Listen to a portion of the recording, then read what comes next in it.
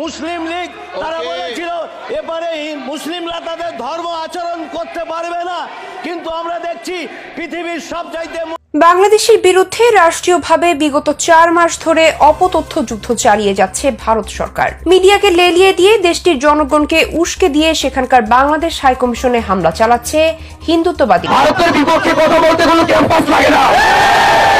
ব্যাপারটা হচ্ছে কি জানেন, হাসিনাকে আমরা তাড়াই দিছি না, হাসিনাকে ভারত গিলতেও পারতেছে না, ছাড়তেও পারতেছে। উগ্রবাদী সংগঠন ইসকন সভাপতিকে গ্রেফতার করে আপনারা যুগোপযোগী সিদ্ধান্ত নিয়েছেন। ফরহাদ মজহারের মতো সিআইএর দালাল, ভারতের দালালদের কথায় বিচলিত হবেন না। স্বাধীন হলে চট্টগ্রামে আমার আইনজীবীর গলায় ছুরি চালায় কারা? জোরে বলো। আসসালামু আলাইকুম, আমি আপনাদের কাছে দেখাবো এবার কপাল খুলে গেল চিন্ময় কৃষ্ণ দাসের, কিন্তু কিভাবে, যা আপনারা জানলে অবাক হয়ে যাবেন। তো আজকের এই ভিডিওগুলো অত্যন্ত গুরুত্বপূর্ণ, তো আমি আশা করব আপনারা সম্পূর্ণ ভিডিওটি দেখবেন, আর এই সম্পূর্ণ ভিডিওটি দেখলেই বিস্তারিত জানতে পারবেন। আর এই ভিডিওটি দেখানোর আগে আপনাদের কাছে আমার ছোট্ট একটি রিকোয়েস্ট, আপনারা যদি আমার চ্যানেলে নতুন হয়ে থাকেন তাহলে এরকম নিত্য নতুন আপডেট নিউজ পেতে আমার এই চ্যানেলটি সাবস্ক্রাইব করে আমার সাথেই থাকুন। আর এখন চলুন কথা না বাড়িয়ে আমরা এক এক করে ভিডিওগুলো দেখে আসি।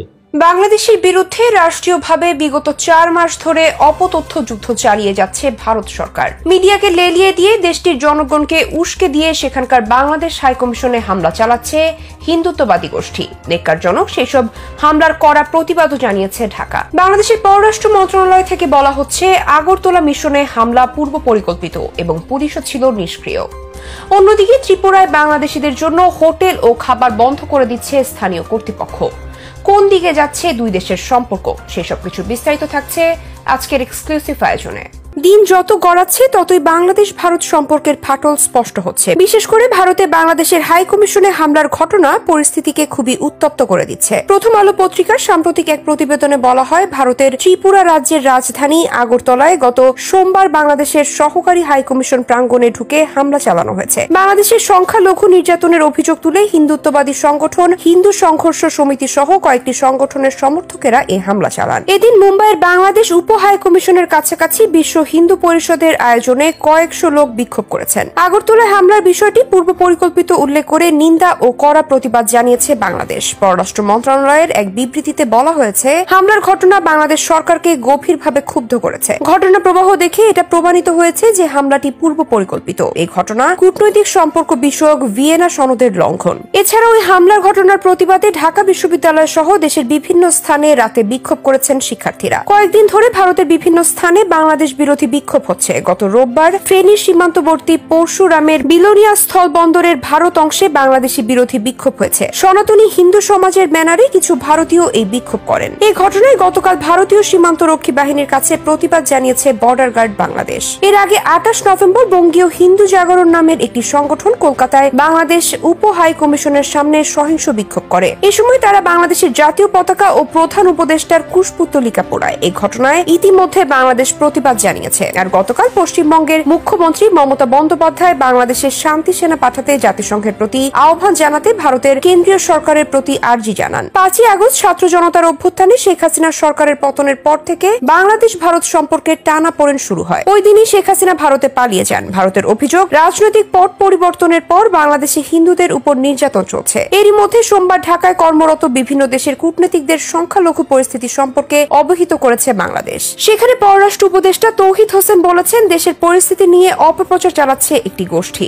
আগরতলা হামলার ঘটনায় পররাষ্ট্র মন্ত্রণালয় বিজ্ঞপ্তিতে বলেছে, প্রাপ্ত ঘটনা প্রবাহ চূড়ান্তভাবে প্রমাণ করে বিক্ষোভকারীদের পরিকল্পিতভাবে বাংলাদেশ সহকারী হাই কমিশনের প্রধান ফটক ভেঙে প্রাঙ্গণে আগ্রাসনের অনুমতি দেওয়া হয়েছিল। এই প্রক্রিয়ায় স্থানীয় আইন প্রয়োগকারী সংস্থার সদস্যদের উপস্থিতিতে তারা পতাকার খুঁটি ভাঙচুর করে বাংলাদেশের জাতীয় পতাকার অবমাননা করে এবং সহকারী হাই কমিশনের ভেতরে সম্পত্তি ক্ষতি করে। পরিতাপের বিষয়, প্রাঙ্গণ রক্ষার দায়িত্বে থাকা স্থানীয় পুলিশ সদস্যরা শুরু থেকেই পরিস্থিতি নিয়ন্ত্রণে সক্রিয় ছিলেন না। বিজ্ঞপ্তিতে আরো বলা হয়, সহকারী হাই কমিশনের সব সদস্য প্রচন্ড নিরাপত্তাহীনতায় ভুগছেন। বাংলাদেশ সরকার জোর দিয়ে বলতে চায়, বাংলাদেশের একটি কূটনৈতিক মিশনের ওপর এই জঘন্য হামলা এবং বাংলাদেশের জাতীয় পতাকার অপবিত্রতা একটি নৈমিত্তিক উদাহরণ হয়ে উঠেছে। গত 28 নভেম্বর কলকাতায় একই ধরনের হিংসাত্মক বিক্ষোভ হয়েছে। আগরতলায় এই বিশেষ কাজটি কূটনৈতিক সম্পর্ক বিষয়ক ভিয়েনা সনদের লঙ্ঘন। এদিকে বাংলাদেশি পর্যটকদের জন্য ত্রিপুরাতে সাময়িকভাবে হোটেল বুকিং বন্ধ করে দেওয়া হয়েছে। ভারত ও বাংলাদেশের মধ্যে কূটনৈতিক সম্পর্ক টানাপোড়েনের মধ্যে উত্তর পূর্ব রাজ্যের ট্রাভেল সেক্টরের সংগঠন এক বিবৃতিতে এ তথ্য জানিয়েছে। বাংলাদেশি পর্যটকদের জন্য হোটেল রুম বুকিং বাতিলের পাশাপাশি রেস্টুরেন্টেও খাবার সরবরাহ করা হবে না বলে জানিয়েছে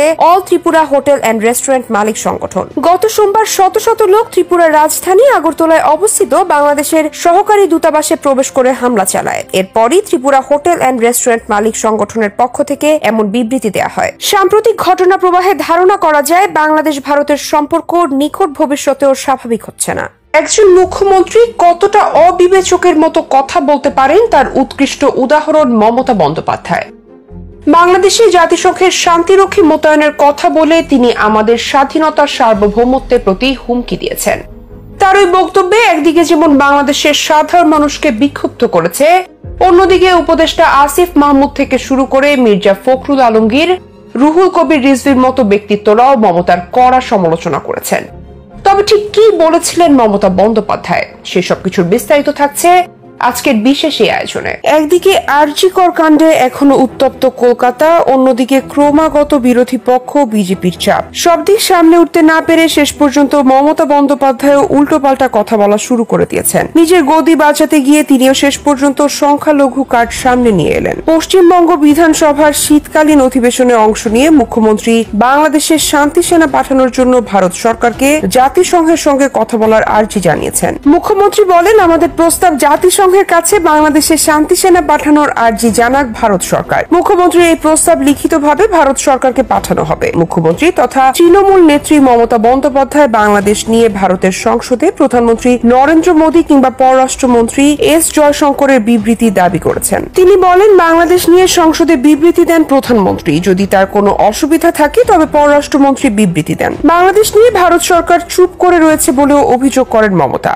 বাংলাদেশে ভারতীয়রা আক্রান্ত হলে তার সরকার তা সহ্য করবে না বলে হুঁশিয়ারি দেন তিনি। এই প্রসঙ্গেই তিনি বলেন, আমাদের লোকজনকে ফিরিয়ে আনতে চাই, এক বেলা খাবো আর আরেক বেলা রুটি ভাগ করে খাবো। আমাদের পরিবার, সম্পত্তি এবং প্রিয় মানুষেরা বাংলাদেশে রয়েছেন। ভারত সরকার বাংলাদেশ নিয়ে যে অবস্থান নেবে আমরা দল ও সরকার হিসেবে তা গ্রহণ করব। তবে তিনি বলেন, বিশ্বের যে কোনো প্রান্তে ধর্মীয় কারণে কেউ অত্যাচারিত হলে আমরা তার নিন্দা জানাই। আমরা এই বিষয়ে ভারত সরকার এবং প্রধানমন্ত্রীকে হস্তক্ষেপ করার আর্জি জানাচ্ছি। অন্যদিকে মমতার ওই মন্তব্যের পরপরই আগরতলায় বাংলাদেশ সহকারী হাই কমিশন অফিসে নেককারজনক হামলা করেছে একটি হিন্দুত্ববাদী সংগঠন, যার প্রতিবাদ করতে গিয়ে উপদেষ্টা আসিফ মাহমুদ মমতা বন্দ্যোপাধ্যায়কেও দাঁত ভাঙা জবাব দিয়েছেন। আসিফ মাহমুদ বলেন, যদি ভারতের আইন শৃঙ্খলা রক্ষাকারী বাহিনী হাই কমিশনের নিরাপত্তা দিতে ব্যর্থ হয় তাহলে জাতিসংঘের শান্তিরক্ষা বাহিনীর সহায়তা চাইতে পারে। সেক্ষেত্রে শান্তিরক্ষা মিশনে সৈন্য সহায়তা বাড়িয়ে সহযোগিতা করতে পারে বাংলাদেশ। অন্যদিকে বিএনপি মহাসচিব মির্জা ফখরুল ইসলাম আলমগীর বলেন, ভারতের রাজ্য পশ্চিমবঙ্গের মুখ্যমন্ত্রী মমতা বন্দ্যোপাধ্যায় যে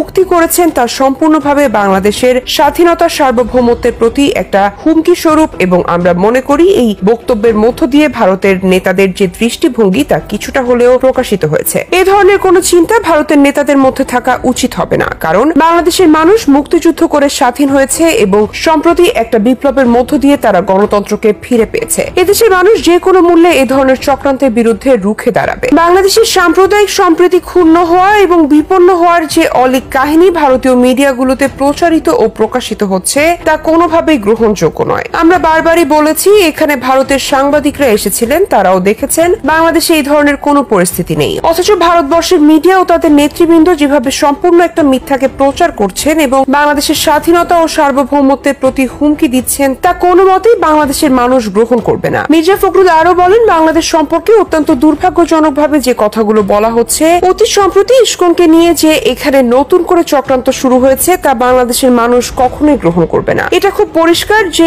ইসকনের সাম্প্রতিক ভূমিকা অত্যন্ত সন্দেহজনক, রহস্যজনক এবং বাংলাদেশের স্বাধীনতা সার্বভৌমত্বের প্রতি, বাংলাদেশের স্থিতিশীলতার প্রতি হুমকি স্বরূপ। মমতা বন্দ্যোপাধ্যায়ের মন্তব্যের নিন্দা ও প্রতিবাদ জানিয়েছেন বিএনপির সিনিয়র যুগ্ম মহাসচিব রুহুল কবির রিজভী আহমেদ। তিনি বলেন, কট্টর হিন্দুত্ববাদী ও মমতার মধ্যে কোনো পার্থক্য নেই। ভারতের রাজনীতিবিদরা মুখে যাই বলুক, তারা যে বাংলাদেশের স্বার্থের বিরুদ্ধে কাজ করেন তার প্রমাণ হচ্ছে শুধুমাত্র মমতা ব্যানার্জির কারণেই তিস্তা নদীর পানি চুক্তি বাস্তবায়িত হয়নি। তিনি কি উদ্দেশ্যে জাতিসংঘ শান্তিরক্ষী বাহিনীকে বাংলাদেশে পাঠানোর প্রস্তাব করেছেন এটা আন্তর্জাতিক সম্প্রদায়ের কাছে খোলাসা করা উচিত। একটি অনির্বাচিত অগণতান্ত্রিক ফ্যাসিস্ট আওয়ামী লুটেরা রেজিমকে মদত দেওয়ার বিনিময়ে ভারত একতরফাভাবে অনৈতিক স্বার্থ ও ফায়দা হাসিল করছিল।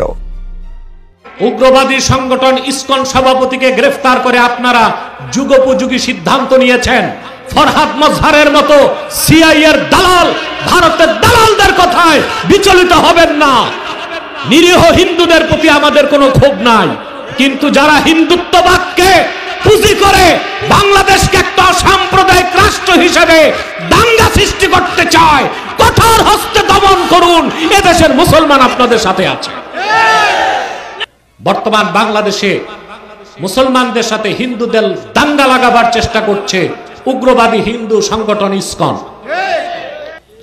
পাশাপাশি নিন্দা জানায় মুসলিম নামধারী যারা আবার এই ইসকন সভাপতি হিন্দুকে গ্রেফতার করায় সরকারের নিন্দা করতেছে।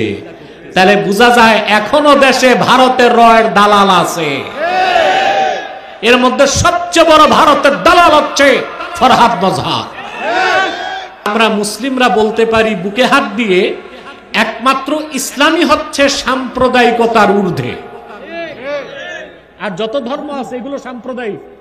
এগুলো কি প্রমাণ দেয়? নাম ইহুদি ধর্ম প্রমাণ দেয় এটা একটা সম্প্রদায়ের, ওই সম্প্রদায়ের নাম কি? খ্রিস্টান ধর্ম প্রমাণ দেয় এটা একটা সম্প্রদায়ের, ওই ধর্মের নাম কি?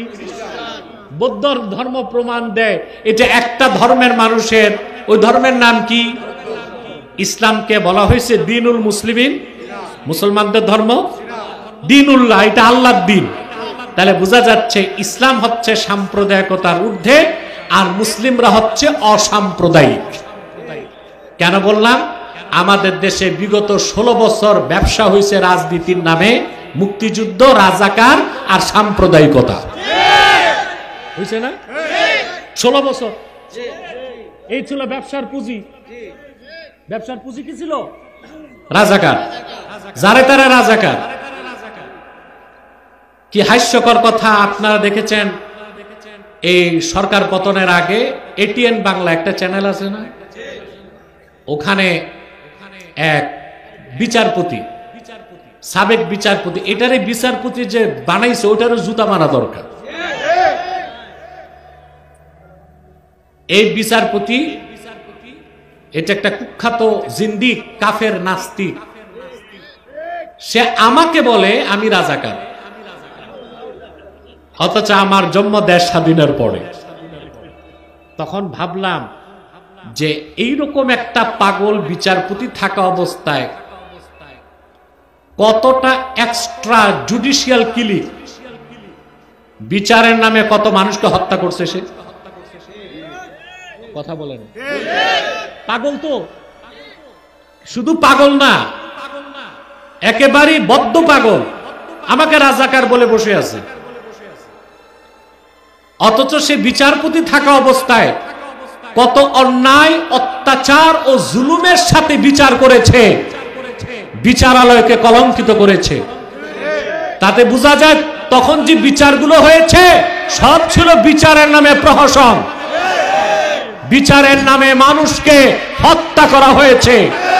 প্রতিটি এক্সট্রা জুডিশিয়াল বিচার বহির্ভূত হত্যার বিচার বাংলাদেশে করতে হবে, এবং এটা বর্তমানে যারা দায়িত্ব পেয়েছে ইন্টারিম গভর্নমেন্ট, তাদেরই দায়িত্ব। এইটা তাদের নৈতিক দায়িত্ব, এই বিচার তাদেরকে করতে হবে। বিচারের নামে যত আলেমকে অত্যাচার করা হয়েছে, বিচারের নামে বিচারালয়কে রাজনৈতিক হাতিয়ার বানিয়ে যত এক্সট্রা জুডিশিয়াল কিলিং, বিচার বহির্ভূত হত্যাকাণ্ড ঘটেছে, ওই প্রত্যেক কলঙ্কিত বিচারকদের বিচার চায় বাংলাদেশের মানুষ। এই ছিল ব্যবসা 16 বছর। রাজাকার, মৌলবাদ, জঙ্গিবাদ, যুদ্ধাপরাধী, আর ছিল সাম্প্রদায়িকতা। ঠিক না? মুসলমান সাম্প্রদায়িক? সাম্প্রদায়িক কারা? অন্য ধর্মের মানুষই সাম্প্রদায়িকতা করে। এই যে ধরা পড়ছে ইসকনের সভাপতি, ইসকন উগ্রবাদী হিন্দুদের সন্ত্রাসী সংগঠন। বাংলাদেশে কত রাজনৈতিক দলকে নিষিদ্ধ করা হয়েছে বিগতকালে। বাংলাদেশে একটা সংগঠন আছে খেলাফত চায়, হিজবুত তাহরির, তাদেরকে নিষিদ্ধ করা হয়েছে। অথচ উগ্রবাদী হিন্দুদের সংগঠন ইসকনকে এখন পর্যন্ত নিষিদ্ধ করা হয় নাই। বর্তমান বাংলাদেশে মুসলমানদের সাথে হিন্দুদের দাঙ্গা লাগাবার চেষ্টা করছে উগ্রবাদী হিন্দু সংগঠন ইসকন। আমরা বর্তমান সরকারকে সাধুবাদ জানাই, ইসকনের সভাপতি সন্ত্রাসীটাকে গ্রেফতার করায়। পাশাপাশি নিন্দা জানাই মুসলিম নামধারী যারা আবার এই ইসকন সভাপতি হিন্দুকে গ্রেফতার করায় সরকারের নিন্দা করতেছে। তাহলে বোঝা যায় এখনো দেশে ভারতের রয়ের দালাল আছে। এর মধ্যে সবচেয়ে বড় ভারতের দালাল হচ্ছে ফরহাদ মজহার। এরও আমি ধরছি। এই কুলাঙ্গারটা বলেছিল আরবের ইসলাম বাংলাদেশে চলবে না। আমি বলেছি আরবের ইসলাম ছাড়া তো ইসলামই নাই। এই কথা বলে এই কুলাঙ্গারটা কাফের হয়ে গেছে।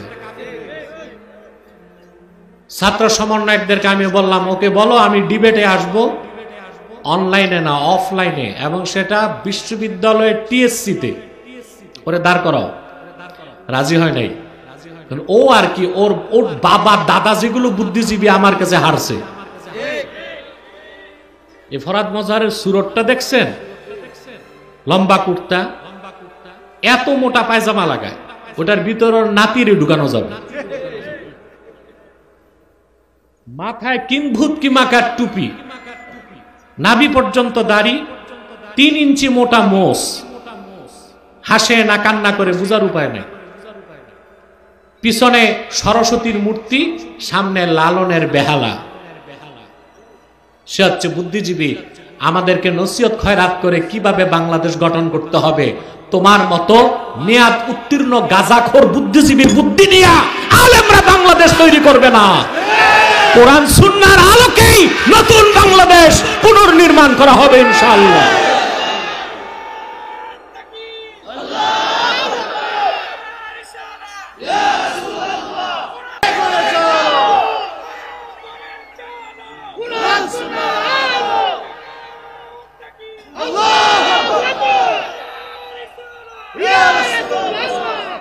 তাই বলবো সরকারকে, উগ্রবাদী সংগঠন ইসকন সভাপতিকে গ্রেফতার করে আপনারা যুগোপযোগী সিদ্ধান্ত নিয়েছেন। ফরহাদ মজহারের মতো সিআইএর দালাল, ভারতের দালালদের কথায় বিচলিত হবেন না। নিরীহ হিন্দুদের প্রতি আমাদের কোনো ক্ষোভ নাই, কিন্তু যারা হিন্দুত্ববাদকে পুঁজি করে বাংলাদেশকে একটা সাম্প্রদায়িক রাষ্ট্র হিসেবে দাঙ্গা সৃষ্টি করতে চায়, কঠোর হস্তে দমন করুন। এদেশের মুসলমান আপনাদের সাথে আছে।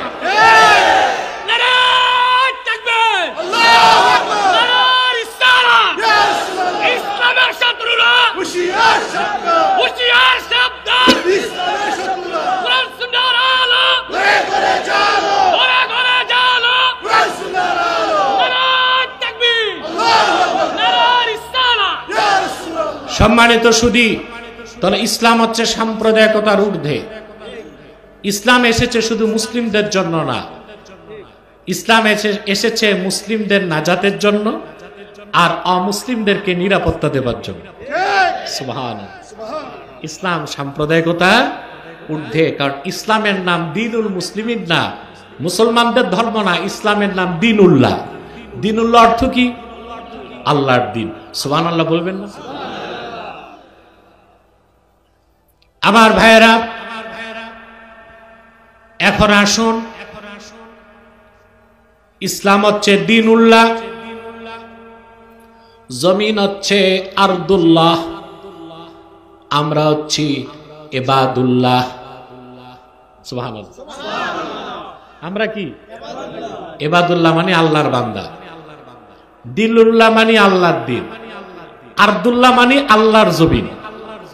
তাহলে আল্লাহর জমিনে আল্লাহর বান্দারা আল্লাহর দ্বীন মোতাবেক রাষ্ট্র চালাবে।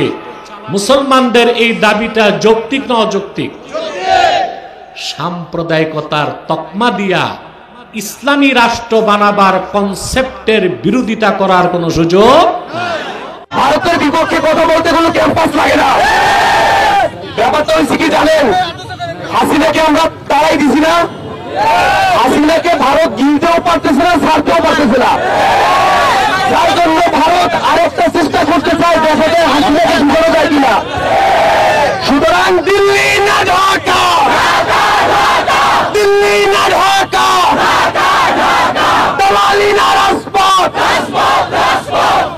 আমরা যে গণ অভ্যুত্থান ঘটাইলাম, এখনো অনেক ভাইয়ের চোখ নাই, হাত নাই, পা নাই, অনেকে কবরে।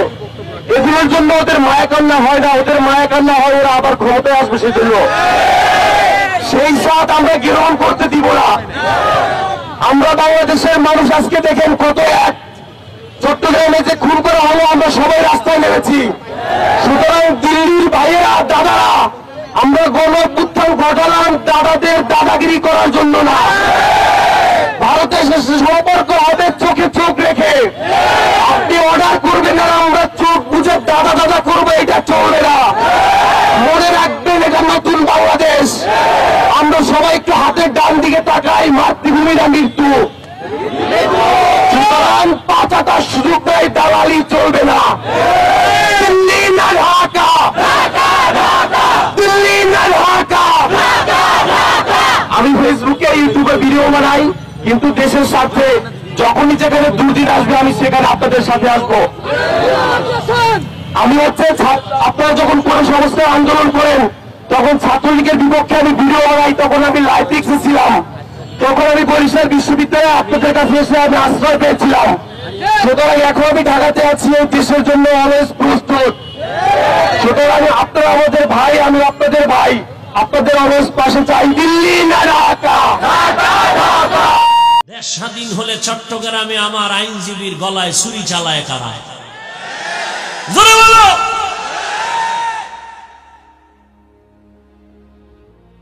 দেশ স্বাধীন হলে সাংবাদিকের সামনে মহিলা বলতেছে, মা বোনেরা একসাথে হয়ে বলতেছে, দেহ ব্যবসার অধিকার আবার ফেরত চাই।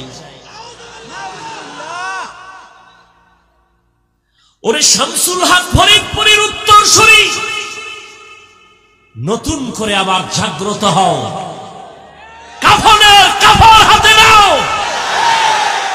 মুসলমানের আন্দোলন একদিন নয়, প্রতিদিন।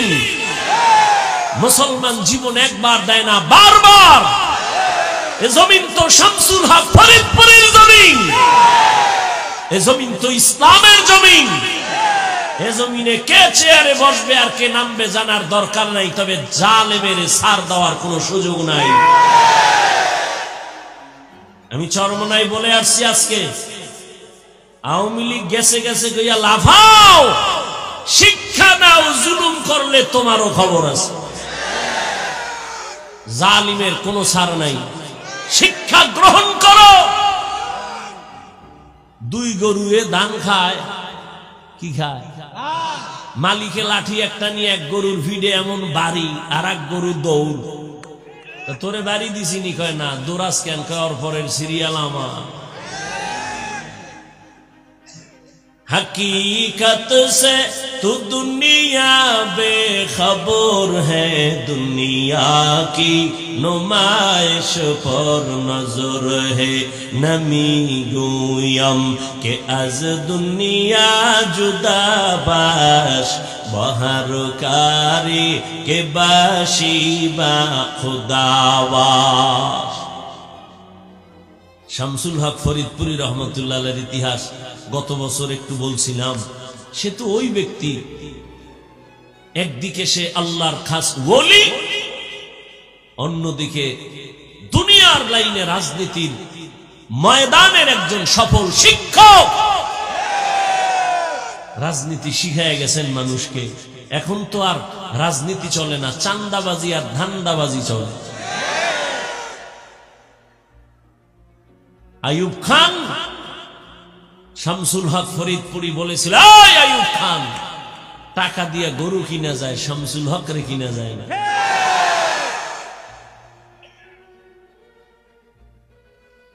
আর সেই জমিনের মানুষ নিস্তেজ হলে হবে না। সাহস আমাকে অনেক উপরে নিয়ে যাবে। এত ভয় কেন? চুরি করছেন, মদ পান করছেন, এত ভয় কেন? আপনাকে বলে তুমি দালাল, ওকে বলেন তুই কার দালাল? দালাল ছাড়া আছে কি? আমারে নাম দাও। দালাল ছাড়া কোন সান্দু আছে? নাম দাও। আমরা জবান খুলি না, বেয়াদবিও করি না। কথা বললে আমাদের সামনে কোন আল্লাহর বান্দা পার পাওয়ার উপায় নেই। ওলামায়ে কেরাম, আমি বহু বয়ানে বলছি, বিএমপির কাছে যায়, আওয়ামী লীগের কাছে যায়, যদি ওলামায়ে কেরাম যাইয়া তাদের রং লাগায় প্রশ্ন হবে। এমনি যদি যায় বুঝতে হবে দ্বীনের স্বার্থে যায়, ব্যক্তিগত না। এই যে ছাত্র জনতার বৈষম্য বিরোধী আন্দোলনে ওলামায়ে কেরাম ঝাঁপিয়ে মাদ্রাসা ছাত্র সহ মাঠে নেমেছেন ক্ষমতার চেয়ারে বসার জন্য নয়। উপদেষ্টা, প্রধান উপদেষ্টা কে হয়েছে নিয়ে আলেমরা কোনো বলে নাই, নামও আমরা বসবো বলে নেই, কিন্তু একটা রেড সিগন্যাল দিয়ে রাখছে, জুলুম করলে খবর আছে। ইয়া আইয়ুহাল্লাযীনা আমানুত্তাকুল্লাহা হাক্কা তুকাতিহি ওয়া লা তামুতুন্না ইল্লা ওয়া আনতুম মুসলিমুন।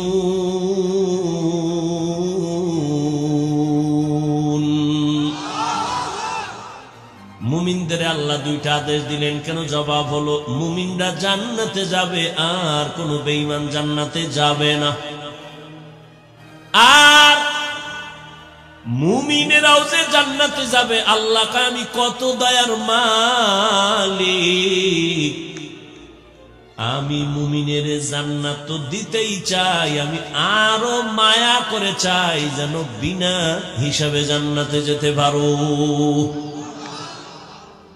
আপনাদের হেডম টেডম তো ভালো মনে হয়, হিসাব ছাড়া যাইবেন না, হিসাব দিয়েই যাইবেন, আল্লাহর সাথে একটা বুঝপড়া করেই যাইবেন না। বিনা হিসাবে যাওয়ার নিয়ত আছে, আল্লাহ কবুল করে। বিনা হিসাবে জান্নাতে যেতে চাই, যদি চাই তো দুইটা কর্মসূচি পালন করা লাগবে।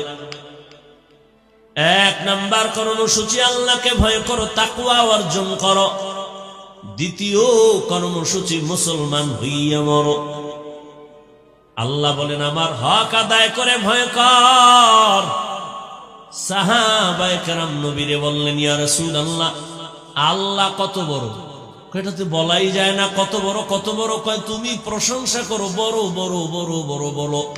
দুনিয়ার সবাই যদি আল্লাহ কত বড়ই বয়ান চালায়, লেখক কলম দিয়ে লেখে, বক্তার বক্তব্য শেষ হয়ে যাবে, কলমের কালি শেষ হবে, পাতা শেষ হয়ে যাবে। ও আল্লাহর বান্দা, আল্লাহর বরাদ্দ শেষ করা যাবে না। আল্লাহ কত বড়? কয় সীমাহীন আমার আল্লাহ বড়। এক কথায় জানায় দিলাম, আল্লাহু আকবার। আল্লাহ সবার থেকে, আল্লাহ সবার থেকে বড়। আল্লাহ এত বড়, ওই আল্লাহর হক আমরা দুর্বল বান্দারা তো কখনো আদায় করতে পারবো না। নবীও বললেন ঠিকই তো, আল্লাহর হক আদায় করা কোনো বান্দার দ্বারা পরিপূর্ণ সম্ভব না। নবীও টেনশনে পড়ে গেলেন, পেরেশান। জিবরাইল আমিনকে আমার আল্লাহ পাঠায় দিয়েছেন, যাও আমার নবীর সান্ত্বনার বাণী দিয়া দাও, ইত্তাকিল্লাহা মাস্তাতাতুম, আমার হক আদায় করে ভয় করা লাগবে না, বরং বান্দা তার সাধ্য মতো আমি আল্লাহকে ভয় করবে। এই ভয়ের নাম তাকওয়া। এই ভয়টা থাকে অন্তরের মধ্যে। যার মধ্যে ভয় আছে তার নাম হলো মুত্তাকিন। আল্লাহ বলেন আমি কোরআন দুনিয়াতে পাঠাবার একমাত্র কারণ হুদাল লিল মুত্তাকিন, মুত্তাকিনদের হেদায়েতের জন্য। মুত্তাকি কারা? আল্লাহকে ভয় করে যারা। ভয় থাকে অন্তরে, তবে এটা জন্মগতভাবে নেওয়া যায় না, অর্জন করা লাগে। কিন্তু আশ্চর্য, এই ময়দানে যদি আমি আপনাদের জিজ্ঞাসা করি আপনারা কারা কারা আল্লাহকে ভয় করেন, এই প্রশ্ন করলে সবাই দোনো হাত তো উঠাবে। অনেক চালাকেরা দুই পা উঠায় বল করি, অনেক চালাক বলবে হুজুরদের থেকেও ভয় করি। অথচ এখানে এমন আশেক বসে আছেন, ফজর পরে নাই, জোহর পরে নাই, আসর পরে নাই, মাগরিব পরে নাই, এশাও পরে নাই, আবার বয়ে বয়ে সাফাবাজি করে। নামাজ না পড়লেও আমগো দিল পরিষ্কার। কি ঠিক? আন্দাজে কইছিল ঠিক। কয় ভাই দাওয়াত? আলহামদুলিল্লাহ। কয় তোমার বাড়ি? কয় নাউজুবিল্লাহ। তো আমি আশা করছি যে আপনারা সম্পূর্ণ ভিডিওটি দেখেছেন। তো আপনাদের যদি এই বিষয়টি নিয়ে কোনো মতামত থাকে, আমাকে অবশ্যই কমেন্টসে জানাবেন। আর আপনারা যদি আমার চ্যানেলে নতুন হয়ে থাকেন তাহলে আমার এই চ্যানেলটি সাবস্ক্রাইব করে আমার সাথেই থাকুন। তো দেখা হচ্ছে পরবর্তী ভিডিওতে। সে পর্যন্ত সবাই ভালো থাকবেন, সুস্থ থাকবেন। আল্লাহ হাফেজ।